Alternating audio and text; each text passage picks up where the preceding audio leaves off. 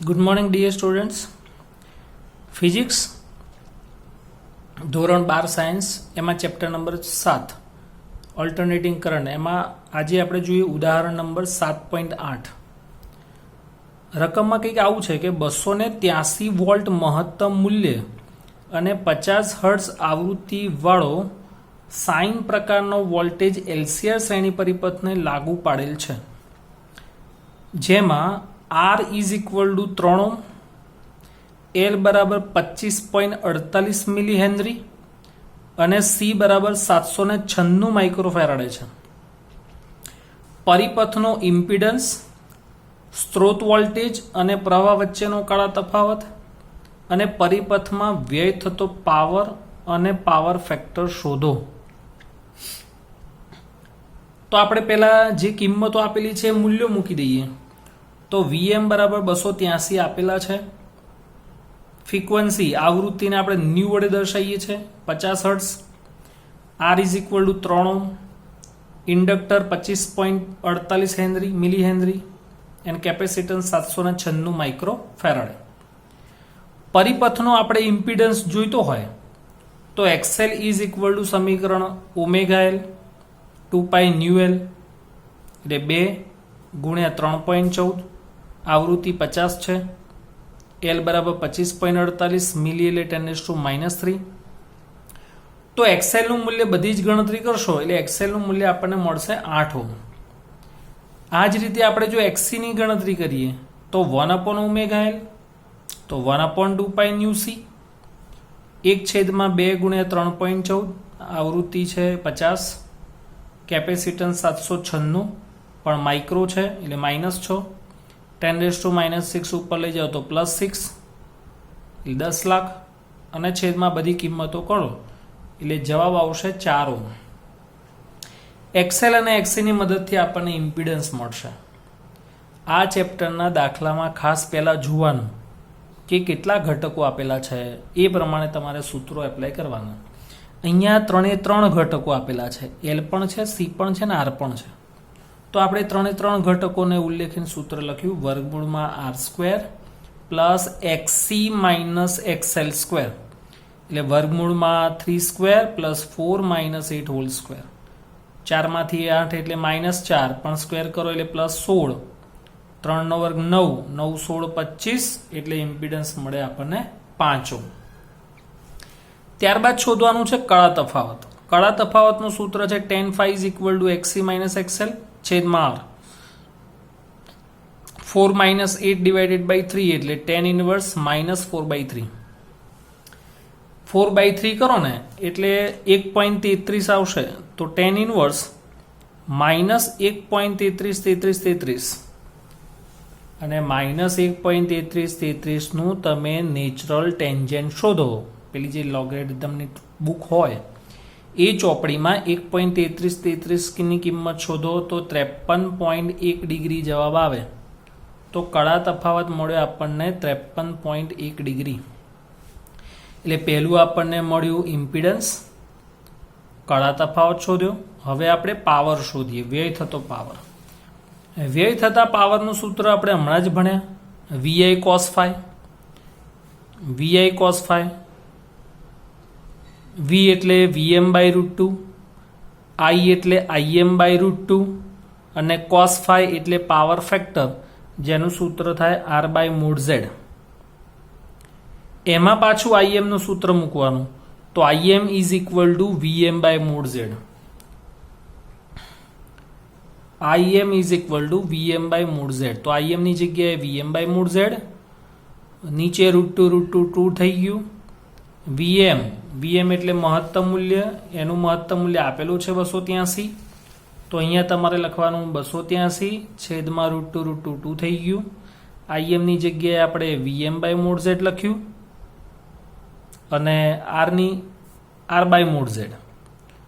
તો 283 ફરી પાછું Vm એટલે ફરી પાછું 283. અવરોધની કિંમત 3 આપેલી હતી, 2 mod Z નું મૂલ્ય આપણે શોધ્યું 5 ઓહ્મ. એ mod Z તમારે અહીંયા મૂકવાનો. 2 વખત ગણતરી કરશો તો 4805.34 વોટ આવે. અને લાસ્ટ શોધવાનું છે પાવર ફેક્ટર. પાવર ફેક્ટરનું સૂત્ર cos phi is equals to r by mod z.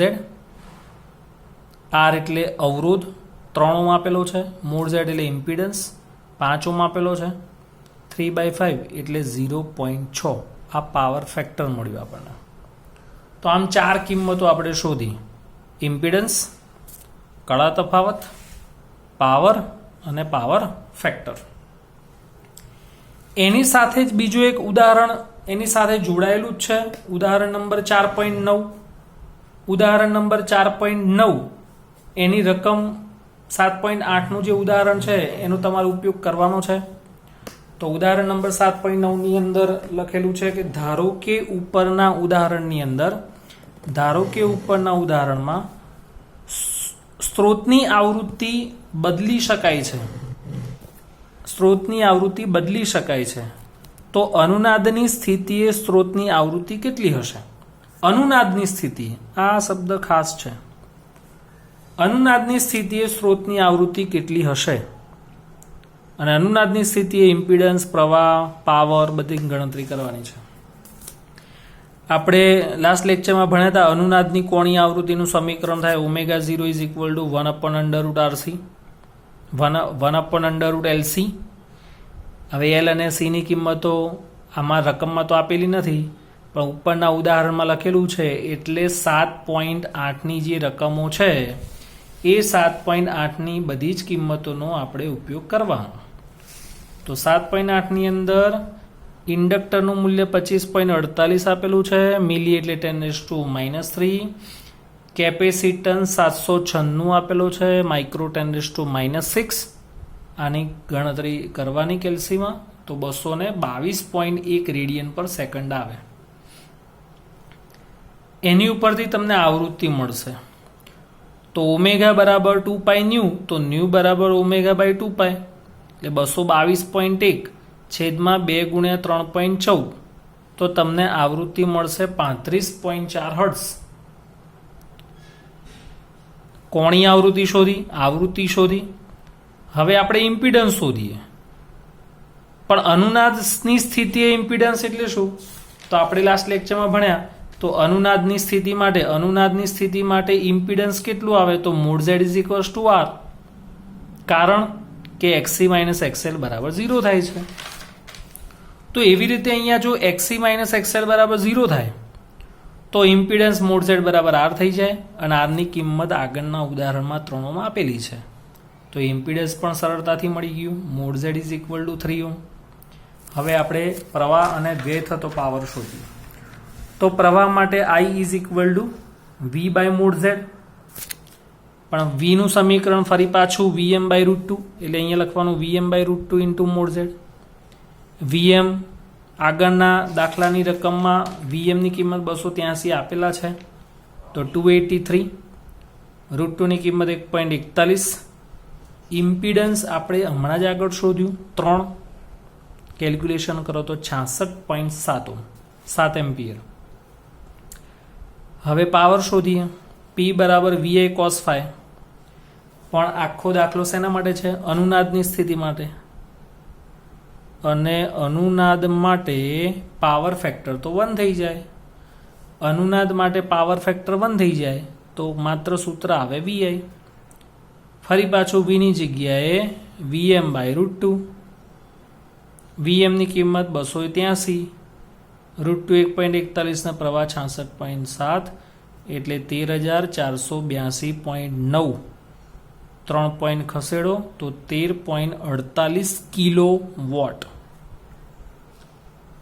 આ ઉદાહરણ નંબર 7.8 અને 7.9 થયા.